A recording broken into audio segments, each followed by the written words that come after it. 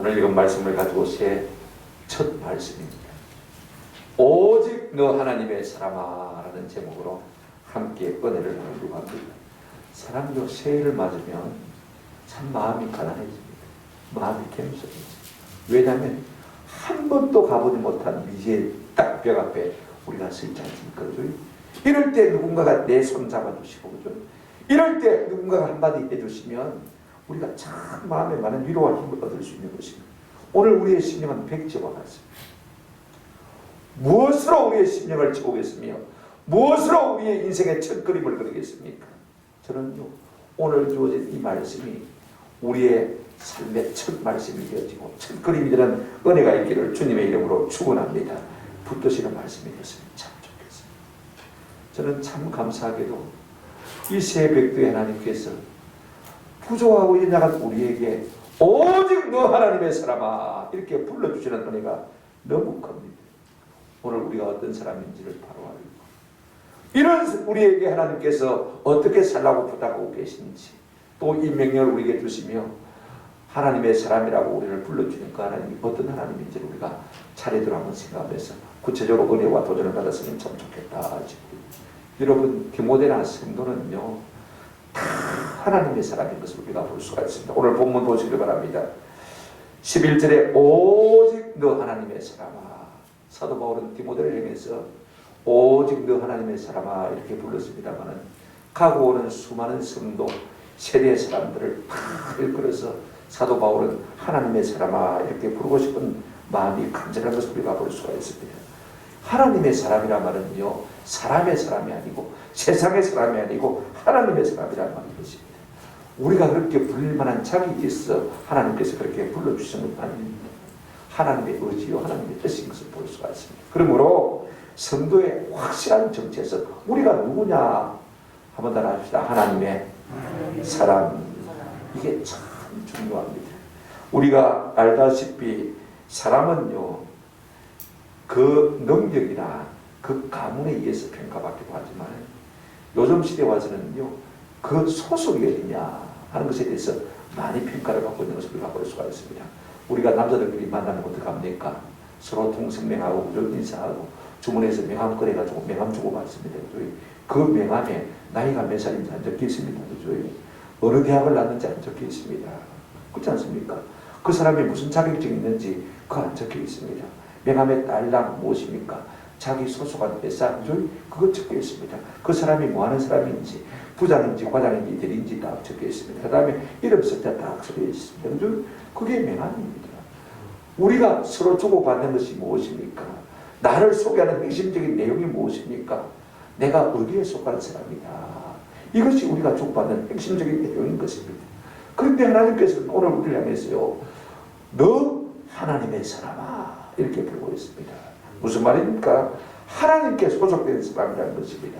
세상을 섬기는 것 같지만 하나님을 섬기는 사람이요 사람을 섬기는 사람 같지만 하나님께 순종하는 사람이요 사람에게 속한 것 같지만 하나님께 속했다는 것입니다. 이것이 오늘 우리의 정체적인 것입니다. 아멘. 그런데 성경에 보면요 전체 종종 하나님의 사람이라고 불렀던 사람이 있는 것을 우리가 보게 되었습니다. 구약 성경에 보면 모세를 하나님의 사람이라고 불렀습니다. 하나님의 사람 모세가 죽기 전에 이렇게 표현하고 있고 그 다음에 사무엘 선지자를 이렇게 부르습니다. 하나님의 사람이 있는데 존경을 받는 사람이라. 사무엘 선지자를 보고 하나님의 사람이 있는데 존경받는 사람이라 이렇게 표현하고 있는 것을 볼 수가 있습니다. 엘리야나 엘리사 같은 사람들도 사람들이 부를 때요 하나님의 사람이요 하나님의 사람이요 이렇게 부르는 것을 볼 수가 있습니다. 심지어는 다윗도 하나님의 사람이라고 불렸어요. 근데 신약 성경에 보면 성도를 부를 때 하나님의 사람이라 그렇게 잘 안 부릅니다. 성도, 크리스찬 뭐 이런 이름들이 하도 많기 때문에 안 부르습니다만은요 오늘 본문에 사도 바울이 디모데에게 딱 한 번 오직 너 하나님의 사람아 이렇게 부르고 있는 것을 볼 수가 있습니다. 그러나 특별한 사람만 하나님이 하나님의 사람이라고 부르는 것은 아닌 것 같아요. 사도 바울의 마음속에는요 모든 성도가 다 하나님의 사람인 것으로 각인되어 있는 것을 볼 수가 있습니다. 우리가 디모데후서 3장 16절 17절에 보게 되어지면 하나님이 성경을 주신 목적을 이렇게 설명하고 있습니다. 모든 성경은 하나님의 감동으로 된 것으로 교훈과 책망과 바르게 함과 의로 교육하기에 유익하니 신천적 것입시오. 이는 그 이유는 하나님의 하나님의 사람으로 온전하게 하며 모든 선한 일을 행할 능력을 갖추게 하려 합니다. 무슨 말이냐면요, 하나님께서 우리에게 성경을 주신 목적은 하나님의 사람으로 온전하게 만들기 위해서. 누구로요? 하나님의 사람. 이것이 우리의 정체성인 것입니다. 그러므로 성도는 하나님의 사람인 것입니다. 그렇다면 이 하나님의 사람이라는 의미가 무엇이냐? 신약 성경에 보면요, 하나님의 사람을 주로 하나님께 속한 사람이다 이렇게 부르고 있는 것을 볼 수가 있습니다.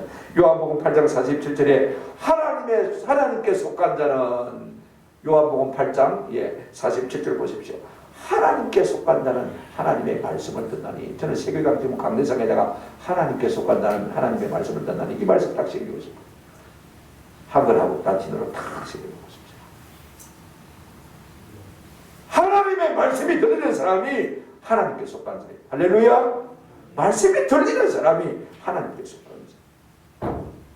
요한일서 4장 4절 6절에 보니까 자녀들아 너희는 하나님께 속하였고, 6절에 우리는 하나님께 속하였으니. 하나님의 사람이 어떤 사람이냐면 하나님께 속한 사람입니다. 그러면 반대로 하나님께 속하지 않은 사람은 어떤 사람입니까? 하나님께 속한 사람의 반대말은 무슨 말입니까? 요한일서 4장 5절에 보면 한번 따라합시다. 그들은 세상에 속한 거로. 그들은 세상에 속했다. 하나님께 속한 사람의 반대말은 세상에 속한 사람이란 말입니다. 세상에 속했다는 말은 악한 자에 속했다는 말이고, 악한 자에 속했다는 말은 마귀에게 속했다는 말씀인 것입니다. 그러므로 여러분, 이 세상에는 두 종류의 사람밖에 없어요. 우리 생각에는 부자가 있고 가난한 자가 있는 것 같지만 그죠?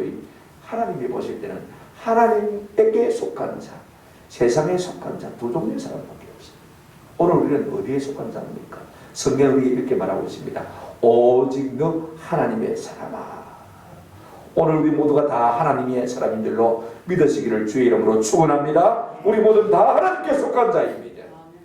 우리가 죽고 난 다음에 혹시 말입니다, 사람들을 우리를 평가할 때 저 사람은 하나님의 사람이에요.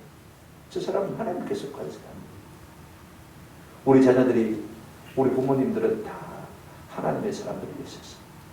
하나님께 속하신 분들이었어요. 그렇게 평가한다면 얼마나 좋겠습니까? 많은 사람들이 세상에 속한 사람으로, 세상의 사람으로, 돈에 포로된 사람으로, 쾌락에 포로된 사람으로 살아가는 것입니다. 저는 우리 모두가요, 하나님께 속한 사람으로 살아가는 은혜가 있기를 주님의 이름으로 축원합니다. 우리가 하나님께 속한 사람이라면 자연스럽게 우리에게 요구되는 것이 뭘까요? 하나님께 속한 삶을 살아야 되는 것입니다. 자, 이제 이것이 우리의 정체성이라면 두 번째로 우리가 생각할 것은요, 하나님의 사람이라면 어떻게 살아야 될까? 사도 바울은 디모데에게 5가지 명령을 하고 있습니다. 피하고 따르고 싸우고 취하고 지키라. 왜냐면요, 성도는 세상에 속한 사람이 아니라 하나님의 사람으로서 신분이 달라졌기 때문에 다르게 살아야 된다, 그 말씀인 것입니다. 이 명령을 어디서 하고 있냐면요, 13절에 보시면 만물을 살게 하신 하나님 앞과 그 다음에 그리스도 예수 앞에서 너를 명한다, 13절에 그렇게 우리에게 말하고 있는 것을 볼 수가 있습니다. 자고로 우리가 신분이 달라졌다는 말입니다. 삶과 사명도 달라져야 되는 것입니다. 그렇지 않습니까? 노블리스 오블리제라는 말이 있습니다. 무슨 말이냐면 사람들이란 사회적 지위에 상응하는 그와 같은 도덕적 의무가 있다는 것입니다. 만약에 우리가 하나님의 사람이라면 하나님의 사람으로서의 도덕적 의무와 영적인 책임이 있다, 그 말씀인 것입니다. 5가지 명령을 우리에게 주고 있습니다. 첫째, 어떤 명령입니까? 하나님의 사람은 한번 더 합시다. 피할 것은 피해야 합니다. 이게 하나님의 사람입니다. 무엇을 피해야 합니까? 11절 보십시오. 오직 너 하나님의 사람아 이것들을 피하고 이렇게 말하고 있습니다. 피한다는 말은 멀리 도망친다는 말입니다. 옛날에 91년도에 이 9.11 테러가 미국에서 있었을 때 말입니다. 그때 존경하다는 목사님이 유명한 설교를 했습니다. 도망치세요. 도망치세요.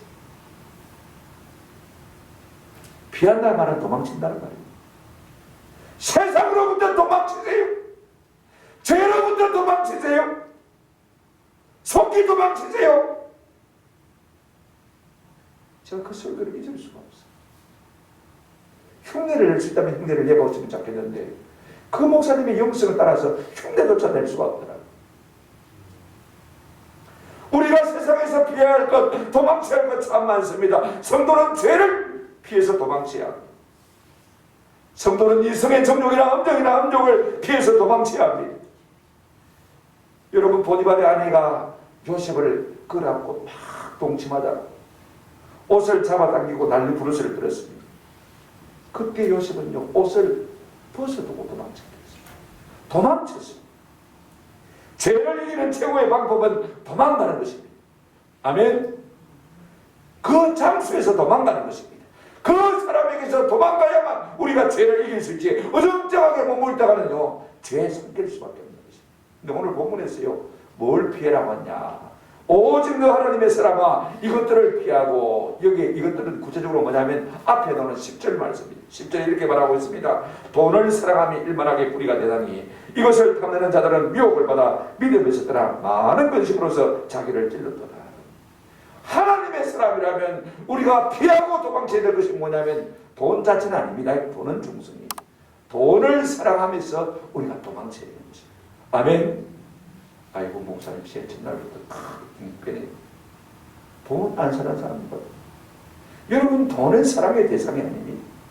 우리가 돈을 사랑하면 사랑할수록 하나님에게서 멀어질 수밖에 없고 믿음에서 떨어질 수밖에 없는 것입니다.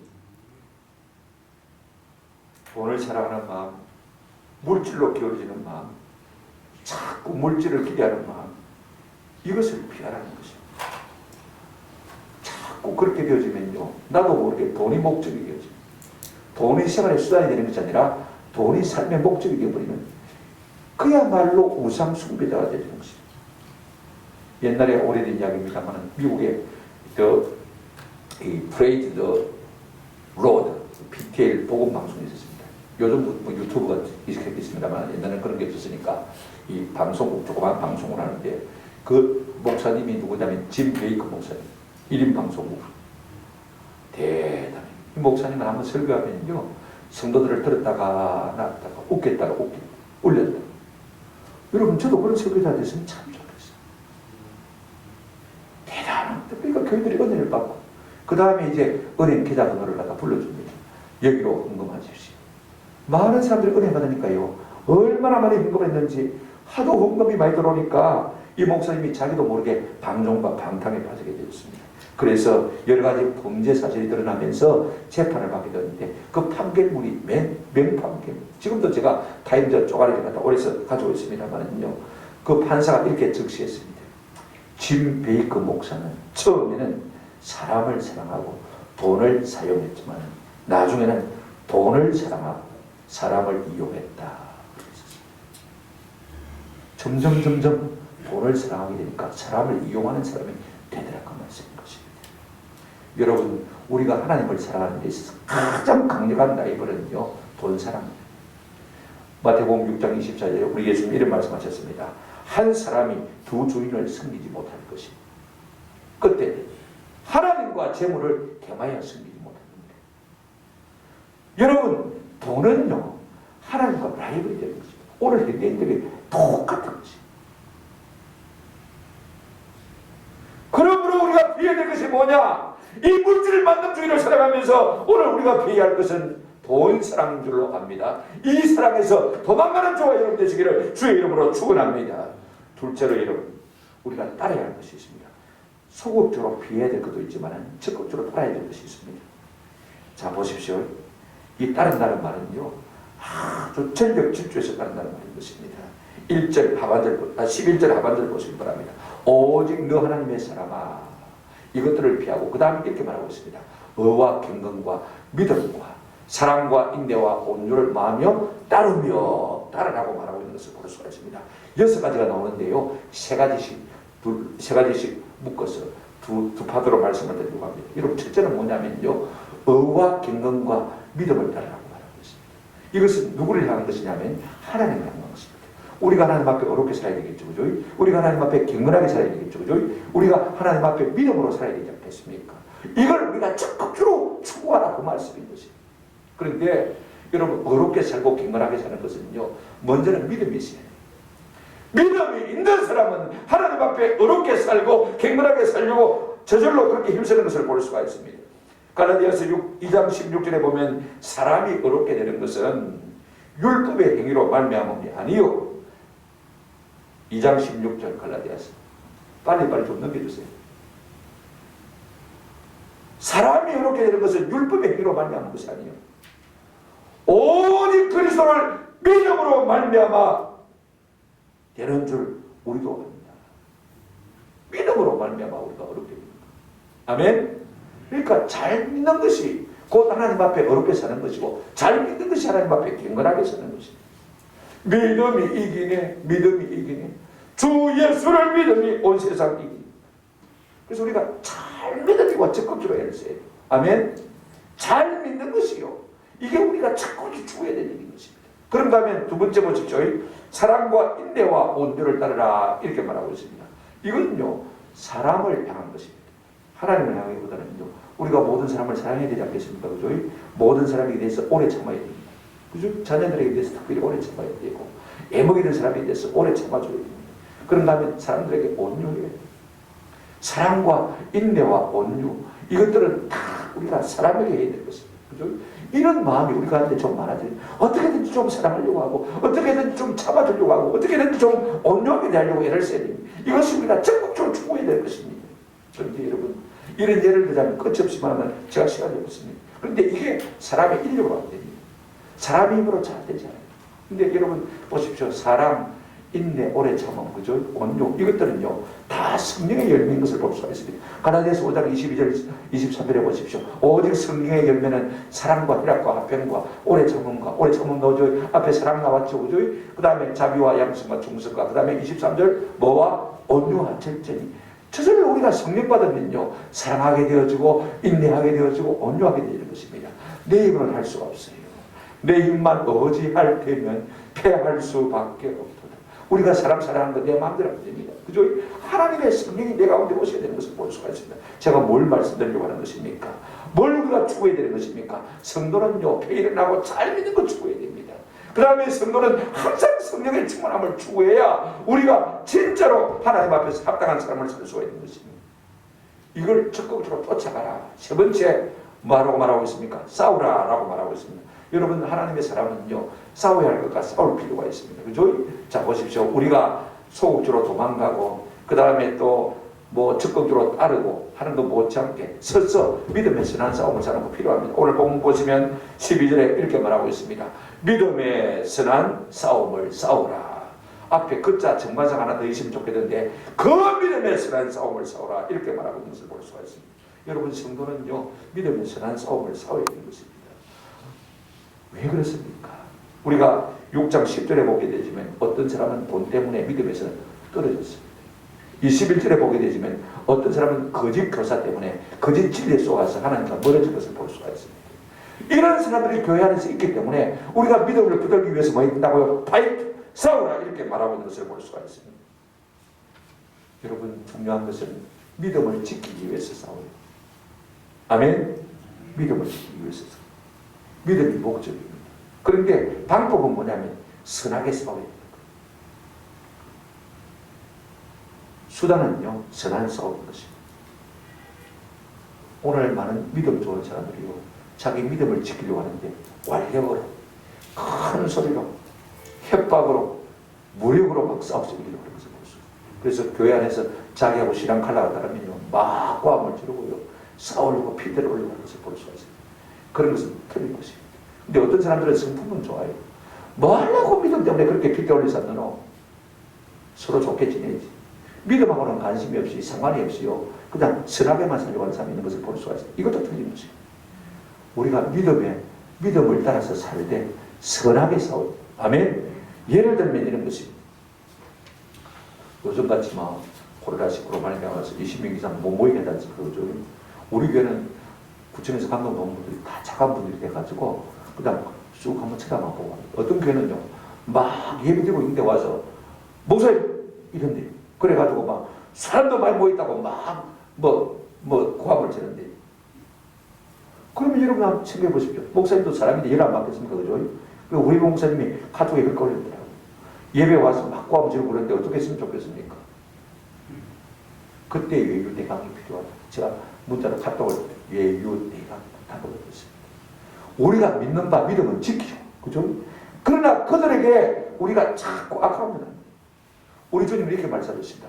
너희는 양이니 내가 너희 양을 갖다가 이리 같은 세상에 보낸다고 말씀하셨습니다. 그런데 중요한 것은 네가 뱀처럼 지혜롭고 비둘기처럼 순결하라고 말씀하신 것을 볼 수가 있어요. 무슨 말이냐면 우리가 이리 같은 세상에 간다고 해서 이리를 이기기 위해서 호랑이가 늑대가 되라 그런 말을 하고 있지 않습니다. 여전히 양으로 살라고 합니다. 그죠? 양으로 살면서 살되 대신에 지혜롭고 순결하게 살아라. 그렇게 말하고 있습니다. 사도 바울은 로마서 12장에 우리에게 뭐라고 말하고 있습니까? 악에게 지지 말고 한번 따라합시다. 선으로 악을 이기라. 그런 사람들이 그렇게 와서 자꾸 예배를 방해하면요, 우리는 우리 믿음을 지킵니다. 우리 믿음을 이런 것이죠. 우리는 예배해야 삽니다. 근데 죄송합니다. 그죠? 선물도 주면서, 그죠? 제가 오늘 감동도 오면 일부에 선물을 주려고 했는데 일부에는 감동을 안 하더라고요. 선한 방법으로 싸워서 이기라고 말합니다. 악에게 지지 말고 악한 사람들에게 더 악하게 지지 말고 여전히 우리의 믿음을 지키되 선한 방법으로 싸우기. 아멘. 이것이 성도의 싸워야 될 삶의 자세입니다. 네 번째, 취하라. 하나님의 사람은 마땅히 취해야 될 것을 거머쥐어야 될 것을 거머쥐어야 됩니다. 마땅히 손에 쥐고 있어야 될 것을 쥐고 있어야 됩니다. 그게 무엇입니까? 여러분 이 12절 한번 보시기 바랍니다. 12절 믿음의 선한 싸움을 싸우라. 그 다음에 뭘 취하라? 영생을 취하라. 취하라. 여기에 취한다는 것은 완력으로 바라 끄라는 것을 말하는 것입니다. 뭘 취하라고요? 영생을 바라 끄라는 것입니다. 우리가 영생을 끌어내려면요, 소극적으로 지금 잡고 있는 것을 놓아야 됩니다. 많은 사람들이 여태까지는 돈 좋아했습니다. 권력 좋아했습니다. 명예 좋아했습니다. 쾌락 좋아했습니다. 세상 좋아했습니다. 그걸 다 양손에 거머쥐고 있습니다. 그런데 그것을 내가 거머쥐고 있으면요, 영생을 취할 수가 없어요. 내 손에 있는 걸 거머쥐고 있는 걸 다 놓아야 그 다음에 영생을 잡을 수가 있는 것입니다. 할렐루야. 너무 세상 좋아하는 것 이건 놓지 않으면 우리 주님이 우리에게 주는 영생을 취할 수가 없다고 그래요. 우리가 영생을 취하려면 손에 전에 좋아하던 것을 다 놓아버리냐면요, 그 다음에 영생을 취하려면 제일 중요한 것은 영생을 취하는 것은요, 잘 믿는 것입니다. 왜 잘 믿는 것이냐면 우리가 요한복음 6장 40절 47절 한번 보시기 바랍니다. 내 아버지의 뜻은 아들을 보고 믿는 자마다 영생을 얻는 이것이니 우리를 향하신 하나님 아버지의 뜻은 예수 믿고 영생 얻는 것이라고 했습니다. 예수를 하나님의 아들로 믿어야, 예수를 나의 구주로 믿어야 뭘 얻습니까? 영생을 내가 취할 수 있는 거예요. 아멘. 안 믿고 우리가 영생을 얻을 방법이 없습니다. 전에 좋아하던 모든 것을 다 내려놓고 이제는 예수 그리스도 그분만이 나의 구주이신 것을 다 붙들 때 영생이 우리에게 오는 것을 볼 수 있습니다. 47절에 보면 내가 진실로 진실로 너희에게 이르노니 믿는 자는 영생을 가졌나니 그랬습니다. 믿는 자는 뭘 가졌다고요? 영생을 가졌다. 붙들었단 말입니다. 예수를 나의 구주로 하나님의 나의 하나님으로 믿는 자가 영생을 붙든 사람이 되는 것입니다.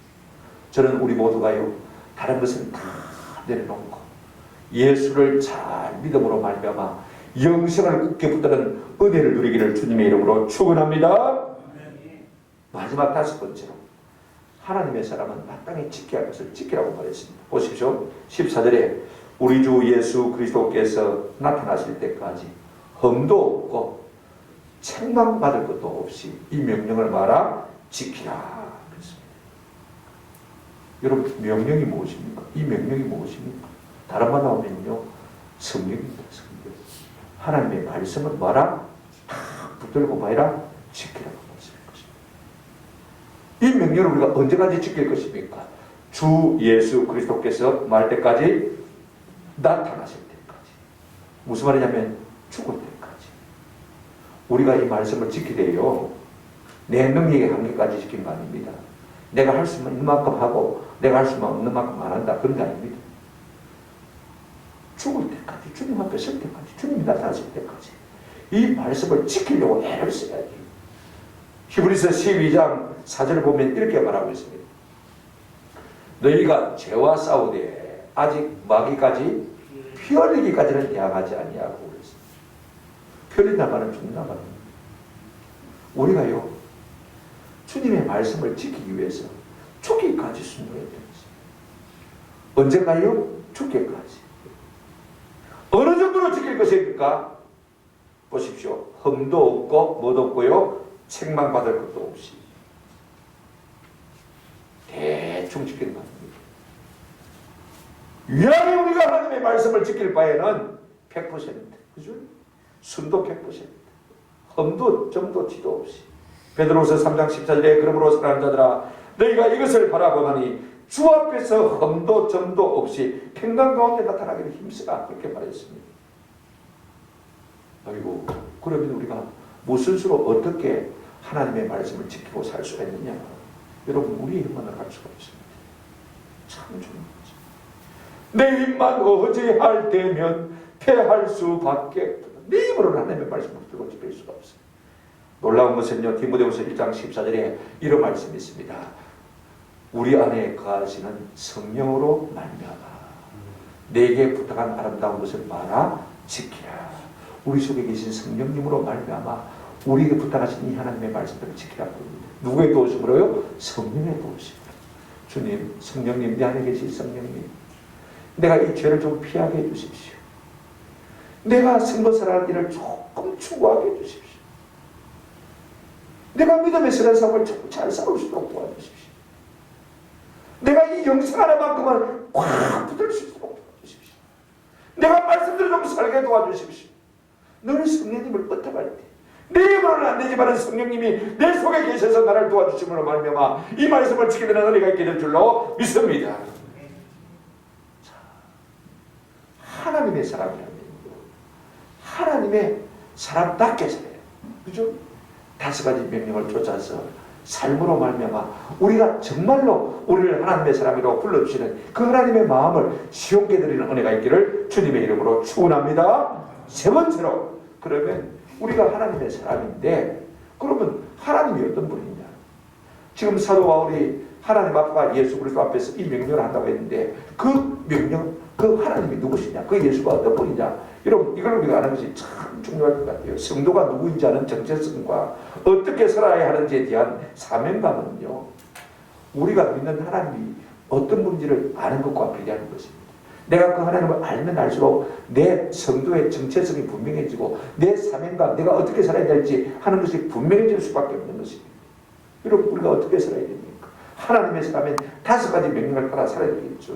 그런데 이제 우리가 마지막으로 중요한 것은요 그 명령을 주신 하나님, 우리가 하나님의 사람이라고 했는데 그 하나님이 어떤 분이냐? 자, 여러분 13절 한번 보십시오. 그 하나님 어떤 분입니까? 만물을 살게 하신 하나님 아버지가. 하나님은요 만물을 살게 하신 하나님. 이 말을 조금 다른 말로 바꾸면 만물을 있게 하신 하나님, 그죠? 만물을 지어준 하나님. 여러분 오늘 내가 내 입으로 사는 하나님입니다. 우리가 하나님 행사대로 지음을 받았습니다만은요 우리 모두는요 하나님이 살게 하심으로 사는 것입니다. 아멘. 하나님이 살려주실까 사는 것. 지금이라도 내 심장의 박동을 멈추시면요 나는 그냥 없어지는 것입니다. 이거 우리가 아십니다. 오늘도 나를 살게 하시는 분이 누구냐? 하나님이십니다. 태초에 하나님이 천지를 마시니라 창조하시니라. 온 우주 만물 가운데 하나님이 지자리한 것이 없습니다. 모든 것을 다 하나님이 만드셨습니다. 할렐루야. 그 창조의 하나님은 누구시라고요? 창조주 하나님이신 것을 말하고 있습니다.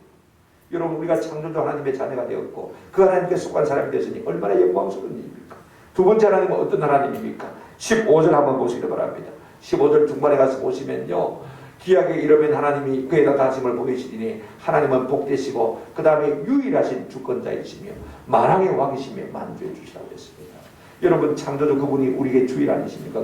그분이 창조주시라면 그분은 주권자가 되는 것이 당연한 것입니다. 그분이 왕이 되는 것이 당연한 것입니다. 그분이 만주의 주가 되는 것이 당연한 것입니다. 여러분 이 땅에 수많은 왕들이 있어 왔습니다만 잠시 잠깐이었습니다. 만왕의 왕 만주의 주 영원하신 왕이 누구시냐? 예수 그리스도 우리 하나님이신 것입니다. 여러분 누구 편에 선들어야 되겠습니까? 누구 편에 서야 되겠습니까? 세상 사람들요, 괜히 그 대통령 그거지 앞에 줄 섰다가요, 나중에 큰 욕 먹는 사람들 비일비재합니다. 수두룩합니다. 그죠? 그러나 우리가 그런 사람들 앞에 줄 서기보다는요, 누구 앞에 줄 서는 것이 맞습니까? 만왕의 왕이시고 만주의 주권자이신 우리 주님 앞에 줄 서는 것이 마땅한 것입니다. 그분이 통치를 하시고 그분이 다스리시기가 마땅한 것입니다. 그분의 통치와 그분의 다스리심에 순종하는 내가 있기를 주님의 이름으로 축원합니다. 그분이 영광을 받으시기가 마땅한 것입니다. 그런가 하면요, 우리 하나님은 영원한 영광의 광채이십니다. 16절 한번 보시길 바랍니다. 우리 하나님 어떤 분이십니까? 오직 그에게만 죽지 아니함이 있고. 무슨 말입니까? 하나님만 영원하시다는 것입니다. 모세가 하나님께 물었습니다. 하나님의 이름을 뭐라고 이스라엘 백성에게 전해줄까? 그랬더니 우리 하나님, 나는 스스로 있는 자입니다. 내 이름은 여호와라. 여호와란 말은 스스로 있는 자란 말입니다. 영원 자존하신 영원하신 분이신 것입니다. 세상의 모든 것은 변하지만은요, 하나님은 영원 자존하셔서 변하지 않는 분입니다. 우리가 변하는 것에 줄을 대는 것이 맞겠습니까? 변하지 않는 분에게 줄을 대는 것이 맞겠습니까? 한번 생각해 보십시오. 세상 만사는 다 변하는 것입니다. 세상에 존재하는 모든 힘과 모든 능력들은 다 변하는 것입니다. 그러나 하나님만이 변치 않는 영원한 하나님이신 것입니다. 아멘. 그 하나님은 어떠신 분이십니까? 이렇게 말하고 있습니다. 가까이 가지 못할 빛에 거하시고 어떤 사람도 보지 못하였고 또 볼 수 없는 것이니 그에게 존귀와 영원한 권능을 부르짖으며. 하나님은요, 가까이 할 수 없는 빛이십니다. 영광의 반체십니다. 우리가 태양빛을 잘 못 보잖아요. 그죠? 그 밝은 태양 갖다가 어떻게 잘 봅니까? 그런데 그 태양을 만드신 하나님을 우리가 감히 그 영광을 우리가 우리의 눈으로 목도할 수 있습니까? 모세가 주의 영광을 내게 보여주십시오. 그랬습니다. 그때 하나님께서 모세야, 저 산 언덕의 바위 틈에 잠시 네가 머무르라. 그리고는 하나님께서 먼저 손으로 그를 누르시고요, 하나님께서 그 위로 쓱 지나가시면서 하나님의 영광을 보여주기도 하셨습니다만 하나님의 뒤에 모습만 보여주신 것을 볼 수 있습니다. 왜냐하면 이 연약한 육체에 가진 재성을 가진 인생이요, 하나님의 영광을 보고 살 자가 없습니다. 그렇지 않습니까? 여러분, 에스겔도 그랬습니다. 다니엘도 하나님의 영광 앞에서요, 죽은 자와 같이 되어졌다고 했습니다. 여러분, 베드로와 야고보와 요한도 베라산상에서 변화된 주님을 보고 죽은 자와 같이 됐다고 이렇게 변화하는 것을 볼 수가 있습니다. 바울도 마찬가지였습니다. 그가 부활하신 주님의 영광을 봤을 때요, 그는 엎드려졌습니다. 꼬꾸라졌습니다. 쓰러졌습니다. 잠시 정신을 잃었습니다. 그리고는 눈이 멀어버렸습니다. 그 영광의 광채 앞에서요, 아나니아 집사가 와가지고 안수를 했습니다만은요, 그럼에도 불구하고 그는 눈이 질이 다 회복되지 않은 것을 볼 수가 있습니다. 누구도 주님의 영광을 보고 살 자가 없기 때문에, 우리 재성을 가진 여자 인생이 그 하나님의 영광 앞에서 견딜 수가 없기 때문에 그런 것입니다. 그분이 우리 하나님이신 것입니다. 그분이 의미하신 분입니다. 그분이요, 부유하신 하나님이십니다. 감히 우리가 하나님의 사람이라고 하면서 우리가 하나님의 말씀대로 살지 아니하면요, 그분이 어떻게 우리를 심판하시겠습니까? 만약에 우리가 그분의 뜻대로 살아드린다면 그분이 얼마나 우리에게 존귀와 영광을 나눠주시겠습니까? 창조주이시고 만주의 주가 되시고 만왕의 왕이 되시고 영원하신 그분께서 우리에게 영광을 받으시고 우리 가운데 높임을 받으시고 우리가 그분 안에 거하고, 그죠? 그분의 이름으로 말미암아 그름을 받는 것이 얼마나 영광스러운 것입니까? 그러므로 우리가요, 어떤 사람이 되어야 될지 또 어떻게 살아야 할지는요, 그분을 알면 알수록 분명해지는 것을 볼 수가 있습니다. 그래서 호시아 6장 3절 6절에 이렇게 말하고 있습니다. 그러므로 우리가 여호와를 알자. 한번 따라 합시다. 힘써 여호와를 알자. 돈 버는 것보다도 더 열심히 하나님을 아는 데 힘써야 돼요. 그죠?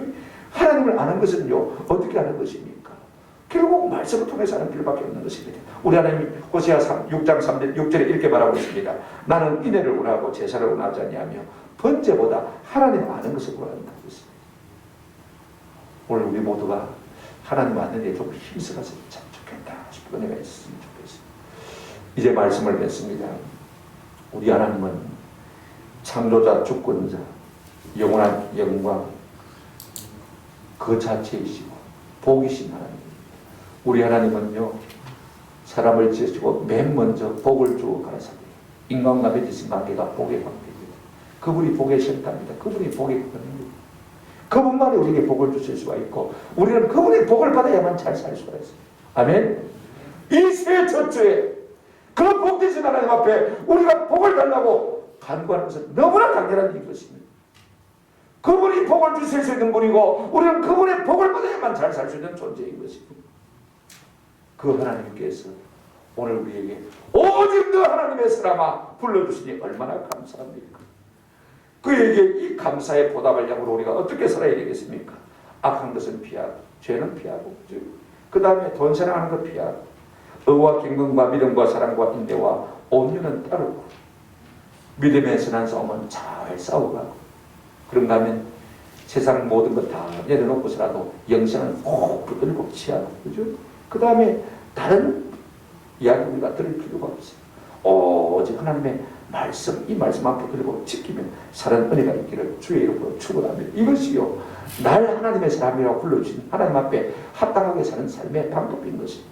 저는 새해를 맞아 우리의 이 백지와같은 마음속에 오늘 이 말씀을 새겨 놓으시는 은혜가 있기를 주님의 이름으로 축원합니다. 오직 너 하나님의 사람아 불러주시는 그 하나님의 은혜가 너무 감사해서라도 우리가요 악한 것을 피하고 의와 경건과 믿음과 사랑과 인내와 온유를 가리고 믿음의 선한 싸움을 싸우고 영생을 지하고 이 명령 지키며 살아가시는 은혜가 있기를 주님의 이름으로 축원합니다. 아멘.